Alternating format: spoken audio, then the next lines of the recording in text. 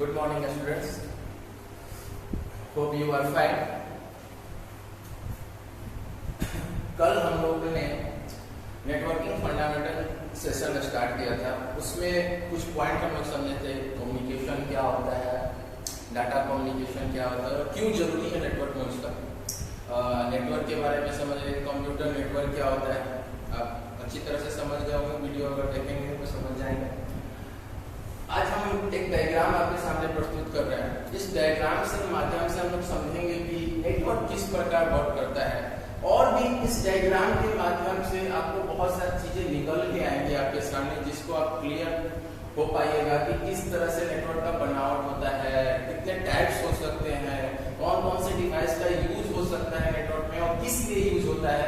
इन चीजों को क्लियर करेंगे, ठीक है। इस डायग्राम के माध्यम से ही आपको हम क्लियर करके दिखा देंगे कि कैसे नेटवर्क की आर्किटेक्चर तैयार किया जाता है, क्या डिवाइस क्या वर्क करता है, ठीक है।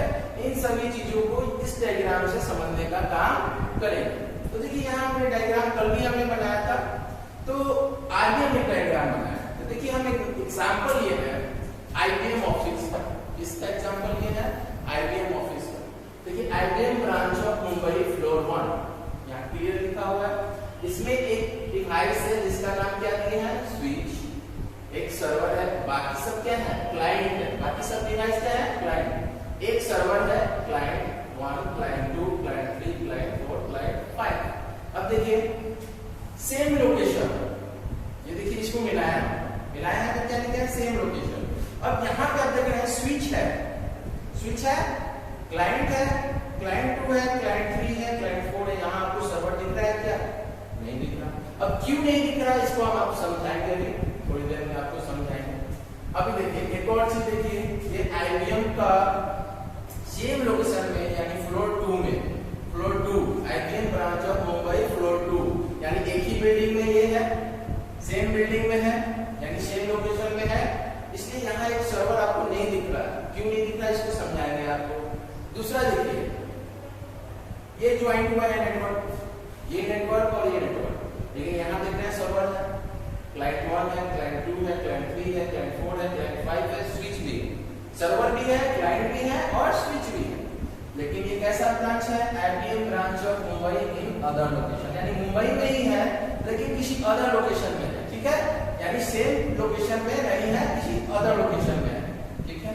अब ये देखिए अदर स्टेट है, यहाँ पे भी सर्वर है, क्लाइंट 1, क्लाइंट 2, क्लाइंट 3, क्लाइंट 4, 5, 6 है। IBM ब्रांच ऑफ दिल्ली का, ये मुंबई का ब्रांच था, ये भी सेम लोकेशन में ब्रांच था, फ्लोर 1 और फ्लोर 2 पे। ये मुंबई में ही ब्रांच है किसी अदर लोकेशन में, और ये ब्रांच कहाँ है, दिल्ली में। IBM का ही ब्रांच है लेकिन कहाँ पे है, दिल्ली में। अब कल मैंने आपको समझाया था कि नेटवर्क का मेन पर्पस क्या होता है, इंफॉर्मेशन को शेयर करना, ठीक है। और दूसरा पर्पस है रिसोर्सेज को शेयर करना। तो रिसोर्सेज मतलब होता है संसाधन को शेयर करना। संसाधन में क्या आ सकता है, सॉफ्टवेयर आ सकते हैं, हार्डवेयर आ सकता है। सॉफ्टवेयर को जरूरत पड़ सकता है नेटवर्क में बहुत सारे क्लाइंट को, या हार्डवेयर की जरूरत पड़ सकती है, प्रिंटर हो, स्कैनर की हो, इन सभी की जरूरत पड़ सकता है नेटवर्क में। तो हार्डवेयर और सॉफ्टवेयर रिसोर्स में आते हैं और इंफॉर्मेशन में जो डाटा फाइल्स को शेयर करना है। तो सबसे मोस्ट इंपोर्टेंट है डाटा और फाइल्स, सबको जरूरत पड़ता है, ठीक है। अब मान लीजिए IBM का ब्रांच है और अकाउंट से रिलेटेड कोई फाइल है, किसी चीज से फाइनेंस से रिलेटेड कोई फाइल है और इस ब्रांच को जरूरत है, ठीक है। तो ये दोनों को आपस में कम्युनिकेट करना चाहिए ना। जब कम्युनिकेशन होगा तभी तो वो फाइल दे सकता है, ठीक है। ये ब्रांच और ये ब्रांच का कम्युनिकेशन होना चाहिए। तो ये देखिए ये ब्रांच जो फ्लोर 1 और फ्लोर 2 दिख रहा है ना, यानी ये सेम बिल्डिंग है, सेम बिल्डिंग में बना हुआ क्या है, नेटवर्क है। तो ये दोनों आपस में कम्युनिकेट करेगा एक ही सर्वर के माध्यम से। इसीलिए यहाँ पे आपको सर्वर नहीं दिखाया गया है। एक जगह पे एक ही सर्वर आपको मेंटेन कर सकता है पूरे फ्लोर को, जितने भी फ्लोर हो, फ्लोर 1, फ्लोर 2, अगर 3 भी है तो 3 भी हो, यानी इसी सर्वर से ये भी मेंटेन होने का काम हो सकता है, ठीक है। तो इसीलिए यहाँ मैंने सर्वर नहीं बनाया है। और ये देखिए स्विच है ना, स्विच क्या कर रहा है, कनेक्शन को डिस्ट्रीब्यूट कर रहा है। यहाँ एक आप चीज ध्यान से देखिएगा, इस सर्वर से जो केबल है निकला हुआ वो पहले पोर्ट में इन हो रहा है, पहले पोर्ट में इन हुआ है, और बाकी से जो केबल है वो क्या हो रहा है, आउट हो रहा है। यहाँ भी आउट हुआ, यहाँ भी आउट हुआ, यहाँ भी आउट, यानी क्लाइंट में आउट हो रहा है और सर्वर से इन हो रहा है। तो यानी आप यहाँ से मतलब निकाल सकते हैं कि जो स्विच डिवाइस है या हब डिवाइस है वो क्या करते हैं, कनेक्शन को डिस्ट्रीब्यूट करते हैं। स्विच और हब कनेक्शन को क्या करते हैं, नेटवर्क में डिस्ट्रीब्यूट करने का काम करते हैं। जब एक सेम नेटवर्क हो और सेम नेटवर्क में स्विच और हब का काम क्या होता है, कनेक्शन को डिस्ट्रीब्यूट करना, ठीक है। अब यहाँ देखिए अगर है, यहाँ पे भी स्विच हम क्या कर रहे हैं, कनेक्शन को डिस्ट्रीब्यूट कर रहे हैं, सर्वर है, लेकिन ये ज्वाइंट कैसे हो। तो देखिए क्लियर है कि अगर नेटवर्क को ज्वाइन करने के लिए ये अलग नेटवर्क हो गया, ये अलग नेटवर्क हो गया, क्योंकि ये सेम प्लेस पे तो है नहीं, तो सेम प्लेस पे नहीं है, तो अदर नेटवर्क को ज्वाइन करने के लिए कौन सी डिवाइस यूज होती है, तो आप एक नाम कल कंपोनेंट में सुने होंगे, वो नाम क्या था, राउटर, ठीक है। राउटर का यूज किया जाता है दो अलग नेटवर्क को ज्वाइन करने के लिए। अगर सेम लोकेशन में हो तो केवल स्विच एंड हब से ही काम चलाया जा सकता है, और एक सर्वर उस पूरे नेटवर्क को, यानी फ्लोर 1 पे जो बना हुआ नेटवर्क है और फ्लोर 2 पे बना हुआ जो नेटवर्क है, उन दोनों नेटवर्क को कंट्रोल करने का काम एक ही सर्वर कर सकता है। और स्विच हब का ही केवल यूज हो सकता है दोनों नेटवर्क को जोड़ने के लिए, क्योंकि यहाँ दो नेटवर्क वर्क नहीं कर रहा है, केवल एक ही नेटवर्क है, ठीक है। केवल फ्लोर का चेंजिंग है, फ्लोर 1 एंड फ्लोर 2, ठीक है। तो आप इस डायग्राम के माध्यम से देख सकते हैं कि यहाँ एक जो मेन सिस्टम है वो कौन सा दिख रहा है आपको, सर्वर से कनेक्शन निकल के एक स्विच में जाता है, और वो स्विच ही वो कनेक्शन को क्या कर रहा है, क्लाइंट में डिस्ट्रीब्यूट करने का काम कर रहा है, ठीक है। तो इस तरह के नेटवर्क को क्लाइंट सर्वर आर्किटेक्चर नेटवर्क बोला जाता है। जहां पे भी सर्वर और क्लाइंट आपको दिख गया वो कौन सा आर्किटेक्चर का नेटवर्क हो गया, क्लाइंट सर्वर आर्किटेक्चर का नेटवर्क हो गया। तो यानी यहां से यहां तक आपको जो बनावट दिख रही है वो कौन से नेटवर्क का है, क्लाइंट सर्वर नेटवर्क का आर्किटेक्चर है। लेकिन आर्किटेक्चर अगर आप पढ़िएगा तो दो तरह के आर्किटेक्चर होते हैं, दो तरह के आर्किटेक्चर होते हैं। एक होता है पीर to Pir network architecture,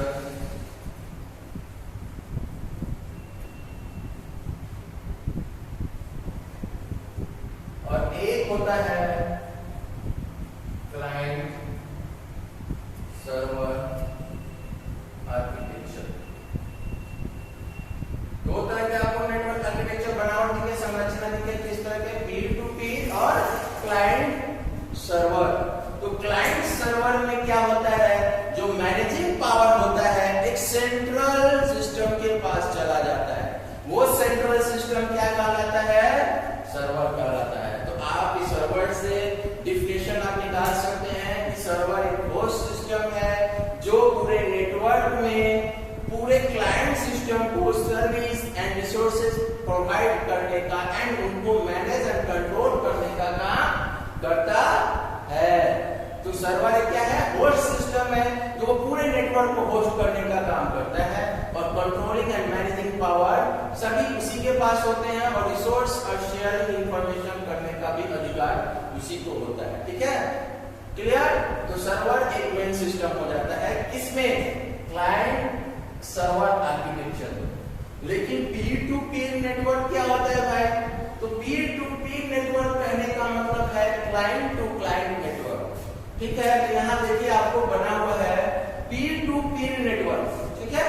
Pir to पीर मतलब क्लाइंट टू क्लाइंट नेटवर्क। आप इसमें देखिएगा, ध्यान रखिए इस फिगर में, आप इस फिगर में देख रहे हैं बीच में कोई भी डिवाइस नहीं है, क्या स्विच लिखा हुआ है, स्विच नहीं है, नहीं है ना, सर्वर कहीं दिख रहा है, नहीं दिख रहा है। तो आप यहाँ पे एक चीज देख रहे हैं, ये भी क्लाइंट 1 है, क्लाइंट 2 है, क्लाइंट 3 है, क्लाइंट 4 है, क्लाइंट 5 है, सभी क्लाइंट ही है, लेकिन ये भी एक नेटवर्क आर्किटेक्चर है। कौन सा? तो पीर टू पीर नेटवर्क आर्किटेक्चर। कैसे?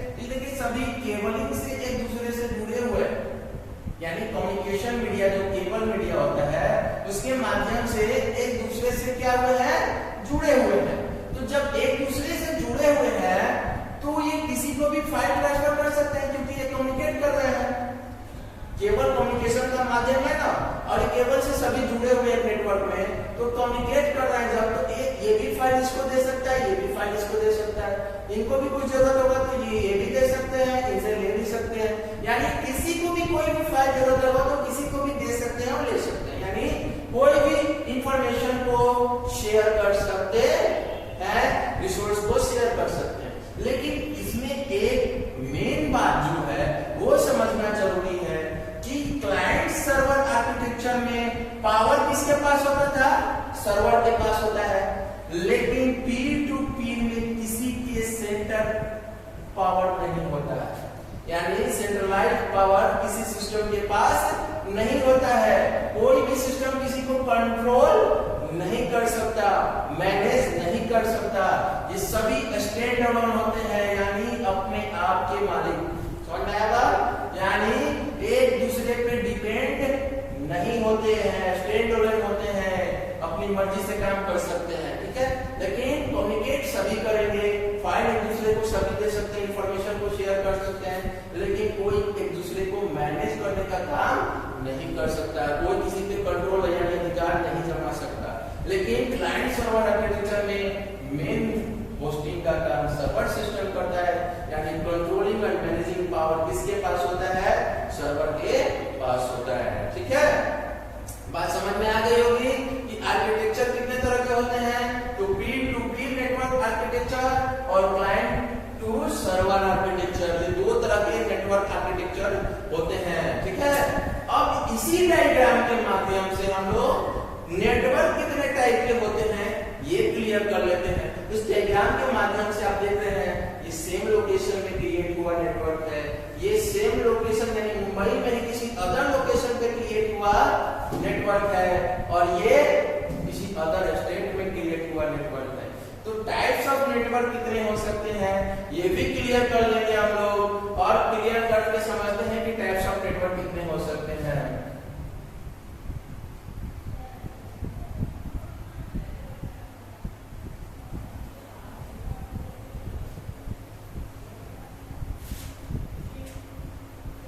तो देखिए यहाँ types of network, types of network कितने हो सकते हैं?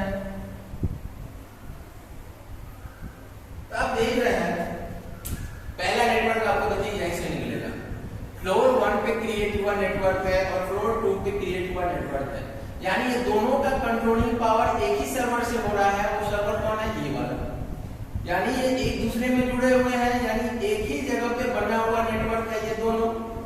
समझ में आया बात? यानी ये जब एक बिल्डिंग में क्रिएट किया हुआ नेटवर्क हो, एक बिल्डिंग में, एक ही बिल्डिंग में क्रिएट किया हुआ नेटवर्क हो, तो वो नेटवर्क कौन सा नेटवर्क कहलाता है? लोकल एरिया नेटवर्क कहलाता है, यानी लैन कहलाता है, लोकल एरिया नेटवर्क कहलाता है, ठीक है।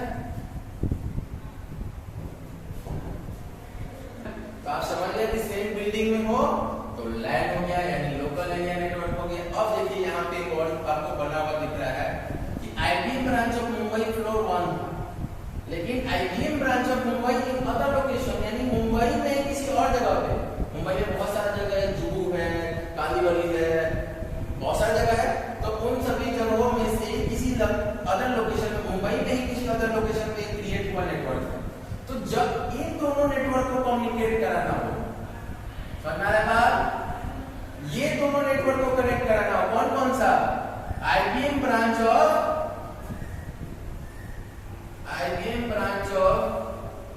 मुंबई फ्लोर 1, और प्लस करना हो यानी जोड़ना हो किसको? इसके साथ IBM branch of Mumbai in other location, या इन दोनों को कम्युनिकेट कराना हो, IBM branch of Mumbai floor 1 और IBM branch of Mumbai in other location, यानी ये वाले नेटवर्क और ये वाले नेटवर्क को अगर कम्युनिकेट कराना हो या कोई भी फाइल शेयरिंग कराना हो, तो ऐसे नेटवर्क को जोड़ने के लिए आपको कौन सा नेटवर्क यूज करना होगा, यहीं से दूसरा सिस्टम, यानी कहने का मतलब है लोकल एरिया नेटवर्क आपको सेम लोकेशन में क्रिएट हुआ नेटवर्क होता है, यानी एक बिल्डिंग में या 100 मीटर के रेंज में जो क्रिएट हुआ नेटवर्क होता है वो लोकल एरिया नेटवर्क होता है। अगर पूरे सिटी में फैला हुआ कोई नेटवर्क है, यानी पूरे सिटी में फैला हुआ कवर किया हुआ जो नेटवर्क होता है, यानी मुंबई सिटी है और मुंबई सिटी में हम फैला हुआ नेटवर्क अलग अलग जगहों पे है, तो वो नेटवर्क हो जाता है मैन। कौन सा मैन नेटवर्क बनता है?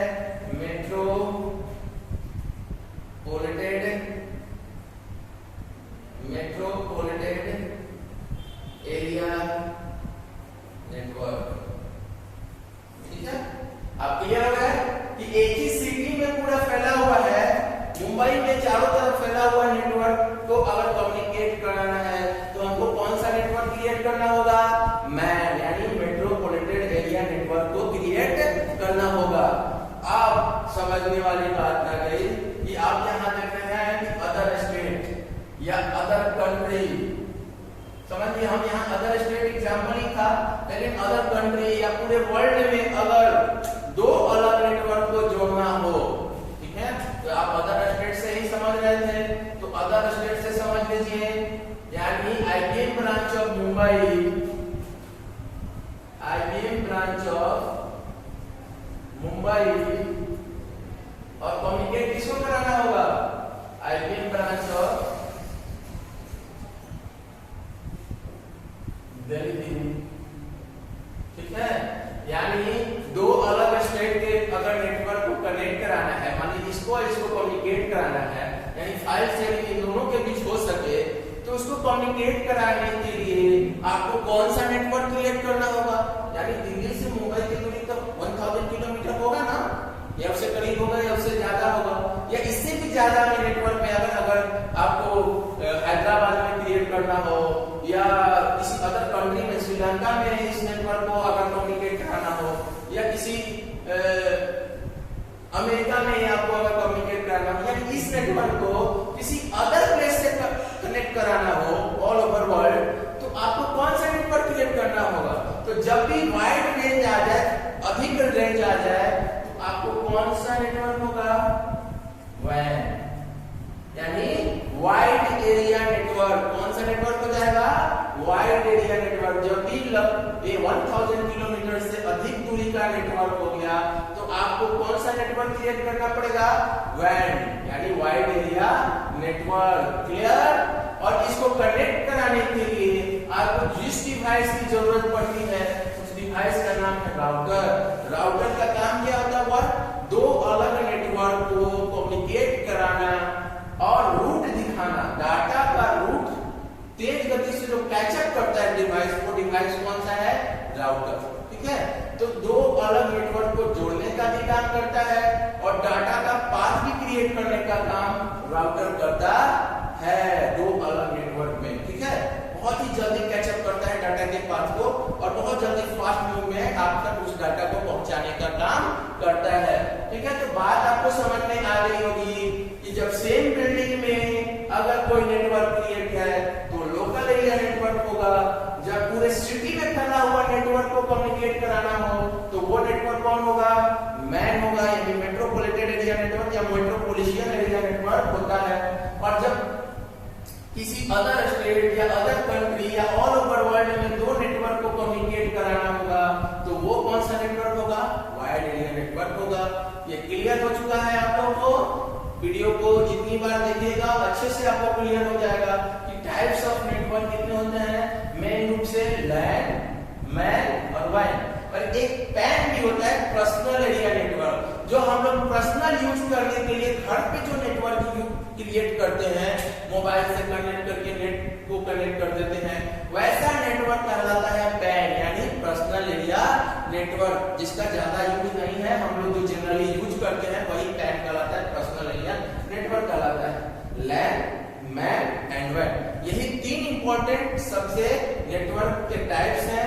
आप याद कर लीजिएगा। लैन, सेम बिल्डिंग में पूरे सिटी में अगर फैला हुआ नेटवर्क को कम्युनिकेट कराना हो तो हमको मैन नेटवर्क क्रिएट करना होगा। अगर किसी अदर स्टेट या अदर कंट्री या ऑल ओवर वर्ल्ड में दो अलग नेटवर्क को कम्युनिकेट कराना होगा तो हमको कौन सा क्रिएट करना होगा, वैन। और वैन को कनेक्ट करने के लिए हमको एक डिवाइस की जरूरत होती है जिसका नाम क्या है, रूटर। रूटर का काम होता है दो अलग नेटवर्क को कम्युनिकेट कराना और डाटा को पाथ को बहुत फास्ट गति से कैचअप करना, इस डिवाइस का काम होता है। ठीक है, तो आप समझ गए होंगे टाइप्स ऑफ नेटवर्क। तो आप नेटवर्क समझ लिए कि कितने तरह के होते हैं, आर्किटेक्चर समझ लिए कितने तरह के होते हैं। ठीक है, कौन कौन सा डिवाइस का क्या क्या यूज है नेटवर्क में, ये भी आपको समझा दिया। नेटवर्क में दो तरह का आर्किटेक्चर होता है, तो एक में क्लाइंट सर्वर आर्किटेक्चर आता है और एक में P2P। तो P2P में आपको क्या समझाया मैंने, कोई भी कंट्रोलिंग पावर किसी के पास नहीं होता है, सभी स्टेट लेवल में होते हैं बट कम्युनिकेट सारे करते हैं। क्लाइंट सर्वर में कंट्रोलिंग पावर किसके पास आ जाता है, सर्वर सिस्टम के पास, यानी होस्ट सिस्टम कौन हो जाता है उस नेटवर्क का, सर्वर सिस्टम। तो आपको सर्वर का डेफिनेशन भी मैंने बता दिया, क्लाइंट का डेफिनेशन आप खुद निकाल सकते हैं। राउटर क्या होता है ये भी समझ गए आप लोग। स्विच हब का काम क्या होता है, वर्क क्या होता है नेटवर्क में, अब ये भी समझ गए। ठीक है, तो ये सभी चीजों को आप लोग खुद से लिखने की कोशिश कीजिएगा। स्विच क्या होता है, हब क्या होता है, सर्वर क्या होता है, क्लाइंट क्या होता है, P2P नेटवर्क आर्किटेक्चर में क्या हो सकता है, क्लाइंट सर्वर आर्किटेक्चर क्या होता है। ठीक है, इन सभी को लिखने की कोशिश कीजिएगा। आज के लिए इतना ही। ठीक है, अगर आपको ये फिगर दिखाई ना दिया हो तो जूम कर दिया जाएगा, आप जूम में बहुत अच्छे से समझ लीजिएगा कि क्या पॉइंट डिस्कस किया गया आपके साथ में। ठीक है।